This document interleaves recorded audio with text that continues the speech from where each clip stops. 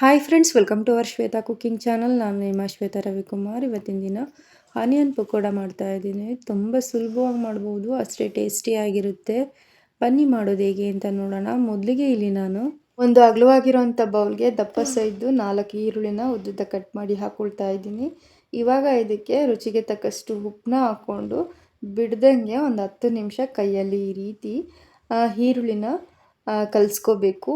ಈರುಳ್ಳಿಲಿರೋವಂಥ ನೀರಿನಂಶ ಎಲ್ಲ ಚೆನ್ನಾಗಿ ಬಿಟ್ಕೊಳ್ಳೋವರೆಗೂ ಈ ರೀತಿ ಕೈಯಲ್ಲಿ ಕಲಿಸ್ಕೋಬೇಕು. ನೋಡಿ, ಈರುಳ್ಳಿನ ಈ ರೀತಿ ಕೈಯಲ್ಲಿ ಕಲಿಸ್ತಾ ಬಿಡಿಬಿಡಿಯಾಗಿ ಈರುಳ್ಳಿ ಎಲ್ಲ ಬಿಟ್ಕೊಳ್ಬೇಕು. ನೋಡಿ, ಈ ರೀತಿ ಬಿಡಿಬಿಡಿಯಾಗಿ ಇರಬೇಕು. ಜೊತೆಗೆ ನೀರೆಲ್ಲ ಚೆನ್ನಾಗಿ ಬಿಟ್ಕೊಳ್ಬೇಕು. ಇವಾಗ ಚೆನ್ನಾಗಿ ಈರುಳ್ಳಿನ ಚೆನ್ನಾಗಿ ಕೈಯಲ್ಲಿ ಕಲಿಸ್ಕೊಂಡಾದ್ಮೇಲೆ ಇವಾಗ ಇದಕ್ಕೆ ಸ್ವಲ್ಪ ಕರಿಬೇವನ್ನ ಸಣ್ಣದಾಗಿ ಕಟ್ ಮಾಡಿ ಹಾಕ್ಕೊಳ್ತಾ ಇದ್ದೀನಿ. ಜೊತೆಗೆ ಖಾರಕ್ಕನುಗುಣವಾಗಿ 2 ಹಸಿರು ಮೆಣಸಿನ್ಕಾಯಿನ ಸಣ್ಣದಾಗಿ ಕಟ್ ಮಾಡಿ ಹಾಕ್ಕೊಳ್ತಾ ಇದ್ದೀನಿ.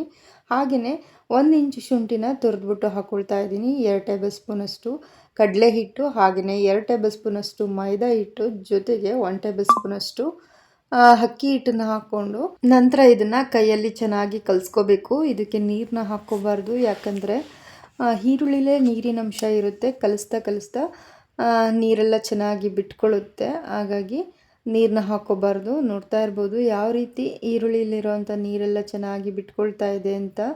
ಇವಾಗ ಇದಕ್ಕೆ ಖಾರಕ್ಕನುಗುಣವಾಗಿ 1 ಟೀ ಸ್ಪೂನಷ್ಟು ರೆಡ್ ಚಿಲ್ಲಿ ಪೌಡರು, ಹಾಗೆ 1 ಟೀ ಸ್ಪೂನಷ್ಟು ಅರಿಶಿನ ಹಾಕ್ಕೊಳ್ತಾ ಇದ್ದೀನಿ.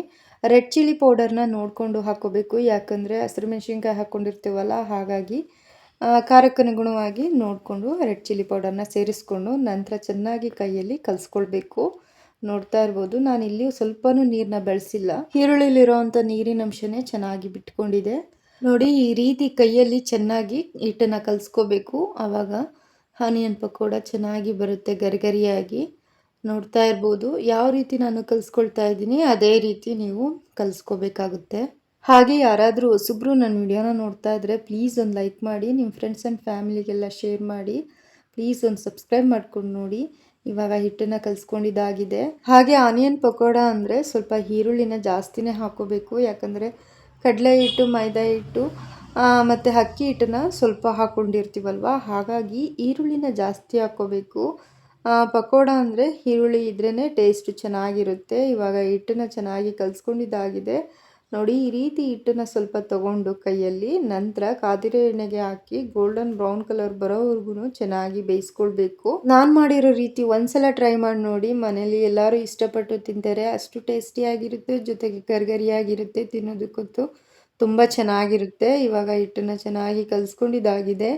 ಇಲ್ಲಿ ನಾನು ಮೊದಲೇ ಎಣ್ಣೆ ಕಾಯೋದಕ್ಕೆ ಇಟ್ಟಿದ್ದೆ. ಎಣ್ಣೆ ಕಾದಿದೆಯಾ ಅಂತ ಸ್ವಲ್ಪ ಹಿಟ್ಟನ್ನು ಹಾಕ್ಕೊಂಡು ನೋಡ್ಕೊಳ್ತಾ ಇದ್ದೀನಿ. ಎಣ್ಣೆ ಕಾದಿದೆ. ಇವಾಗ ಸ್ವಲ್ಪನೇ ಹಿಟ್ಟನ್ನು ಎಣ್ಣೆಗೆ ಹಾಕ್ಕೊಳ್ತಾ ಇದ್ದೀನಿ, ಕಲಸಿರೋವಂಥ ಹಿಟ್ಟನ್ನು.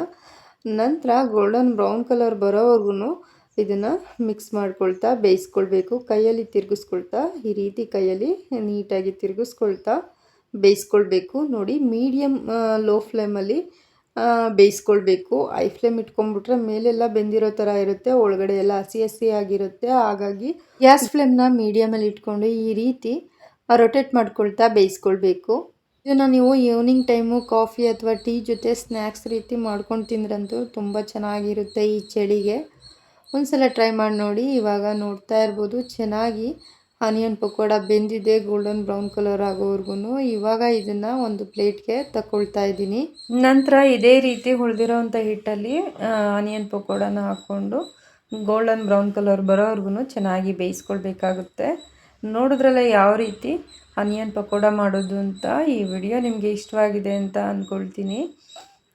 ಈ ವಿಡಿಯೋ ನಿಮಗೆ ಇಷ್ಟವಾಗಿದ್ದರೆ ಪ್ಲೀಸ್ ಒಂದು ಲೈಕ್ ಮಾಡಿ, ಶೇರ್ ಮಾಡಿ, ಕಮೆಂಟ್ ಮಾಡಿ, ಸಬ್ಸ್ಕ್ರೈಬ್ ಮಾಡ್ಕೊಳ್ಳಿ. ಪಕ್ಕದಲ್ಲೇ ಬರುವಂಥ ಬೆಲ್ ಐಕಾನ ಕ್ಲಿಕ್ ಮಾಡಿ ಆಲ್ ಅನ್ನೋ ಬಟನ್ನ ಪ್ರೆಸ್ ಮಾಡಿದ್ರೆ ನಾನು ಹಾಕುವಂಥ ವಿಡಿಯೋ ಎಲ್ಲ ನಿಮಗೆ ನೋಟಿಫಿಕೇಷನ್ ಬರುತ್ತೆ. ಆವಾಗ ನನ್ನ ವಿಡಿಯೋನ ನೀವು ನೋಡ್ಬೋದು.